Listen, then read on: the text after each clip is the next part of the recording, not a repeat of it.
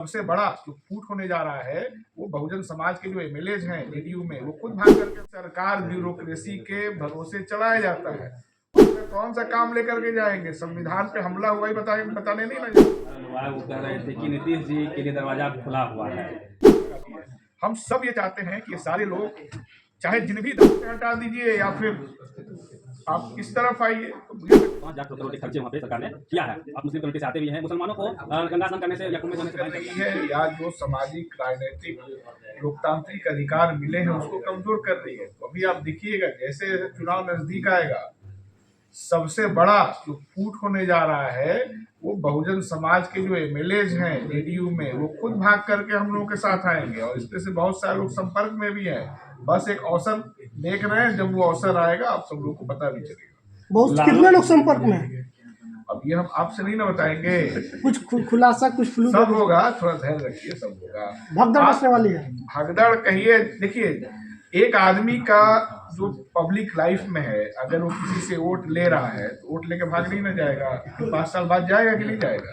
तो जिस दलित पिछड़े से अति पिछड़े से वोट लेके लोग विधायक बन गए और मजबूरी में बीजेपी के साथ है, जहां विधायकों का मंत्रियों का कोई वैल्यू नहीं है, क्योंकि आप जानते हैं कि बिहार में जो पूरी सरकार चल रही है वो ब्यूरोक्रेसी चला रही है। और यही उत्तर प्रदेश में भी है, जहां जहां बीजेपी पावर में रहती है, चाहे वो शेयर्ड पावर में हो या अपने बल पे हो, सबसे पहले वो जनप्रतिनिधियों का कद छोटा करती है। पूरी सरकार ब्यूरोक्रेसी के भरोसे चलाया जाता है।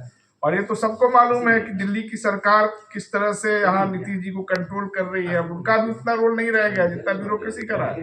तो जितने भी लोग को अगला चुनाव लड़ना है, बहुजन समाज के बीच फिर से जाना है वोट मांगने, मोदी जी का कौन सा काम लेकर के जाएंगे? संविधान पे हमला हुआ ही बताने नहीं ना जाएंगे। तो ऐसे बहुत सारे लोग अपनी मजबूरी कह लीजिए या ये कहिए कि अपने चेतना उनके अंदर विकसित हुई है, इसलिए वो सब लोग उस डूबते हुए नाव को छोड़ करके इधर आने वाले। लालू जी का एक बयान वायरल हुआ है, वो कह रहे थे कि नीतीश जी के लिए दरवाजा खुला हुआ है। क्या कांग्रेस नीतीश जी को लेके क्या सोचती है? क्योंकि खरमास खत्म हुआ है, कहा ही जा रहा कि खेल हो सकता है, नीतीश जी फिर से आपके पाले में आ सकते हैं, कंफर्टेबल। देखिए इस समय जो राजनीति है वो पूरी तरह से गोडसे बनाम गांधी में बटा हुआ है।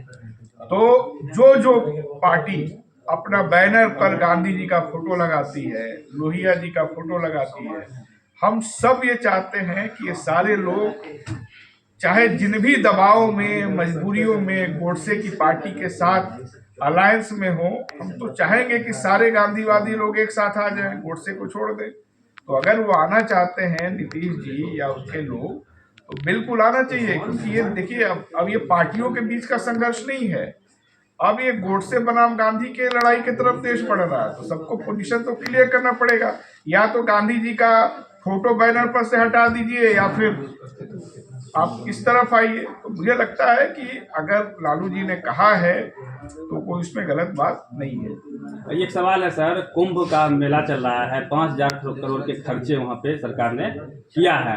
आप मुस्लिम कम्युनिटी से आते भी हैं, मुसलमानों को गंगा स्नान करने से या कुंभ में जाने से बैन कर दिया गया है। तमाम संगठन, हिंदू संगठन इस तरह से कर रहे हैं। यह देश किस तरफ जा रहा है जिसे गंगा है? देखिए पहले तो कोई इस तरह का ऑफिशियल आदेश सरकार की तरफ से हमने नहीं देखा है।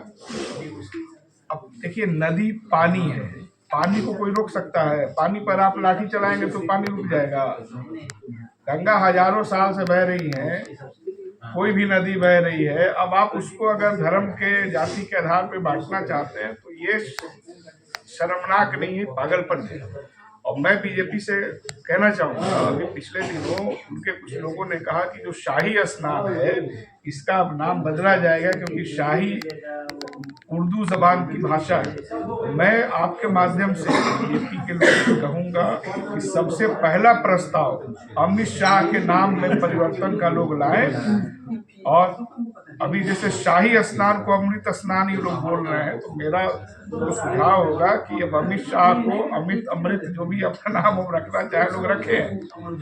उत्तर प्रदेश में ये खुद सरकार का आंकड़ा है कि उत्तर प्रदेश सबसे गरीब राज्य है, और उस गरीबी में अगर इस तरह की चीजें हो रही हैं, लोगों के भावनाओं का तो उनकी धार्मिक आस्था है। अगर उनका कोई राजनीतिक दुरुपयोग करना चाह रहा है तो ये बहुत शर्मनाक है, और मुझे लगता है कि यूपी की जनता इसको बर्दाश्त नहीं करेगी। बिहार में विधानसभा चुनाव नजदीक है, कांग्रेस की क्या तैयारी है? पूरा तैयारी है। संविधान से जुड़ा हुआ जो मुद्दा है उसको हम लोग लेकर के लोगों के बीच जा रहे हैं। आम लोगों से जुड़ा हुआ जो मुद्दा है, आप बताइए, जो स्मार्ट मीटर का मुद्दा था सबसे ज्यादा कौन उठाया?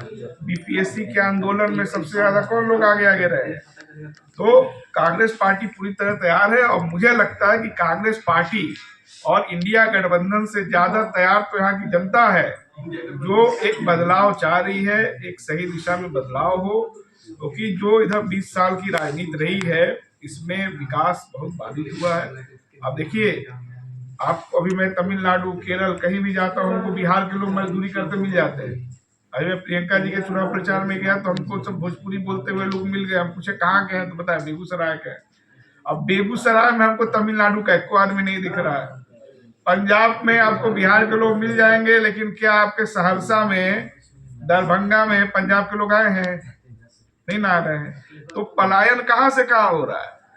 पलायन उन राज्यों से हो रहा है जहां कांग्रेस सत्ता में लंबे समय से अपने बल पर नहीं है, और उन राज्यों में लोग जा रहे हैं काम करने जहां कांग्रेस मजबूत है, सत्ता में है, या बारी बारी से आती रहती है। तो हम लोग पलायन के इशू को भी मानते हैं कि सबसे बड़ा राजनीतिक फेलियोर है यहाँ के निजाम का, और इसको भी हमें बदलना चाहिए। लगातार 3 साल में लगातार 78 बार युवाओं के ऊपर लाठीचार्ज हुआ, इस पे क्या कहिएगा सर? जब रोजगार मांगा गया तब लाठी मिला। देखिए, इस सरकार में तो ये होगा ना। अभी जैसा सुशील जी ने कहा कि लाठी चला है, अगर ये लोग एक बार और आ जाएगा भाई, आप देखिएगा लोग गोली भी चलाएगा। जो अपना हिस्सा हक मांगेगा, आप लोग देखिए, जब हम लोग कहते हैं कि अंग्रेजों का जमाना आ रहा है, तो ये क्या है? अभी चंद्राकर जी एक पत्रकार हैं, उनकी हत्या हुई ना, ठीक है।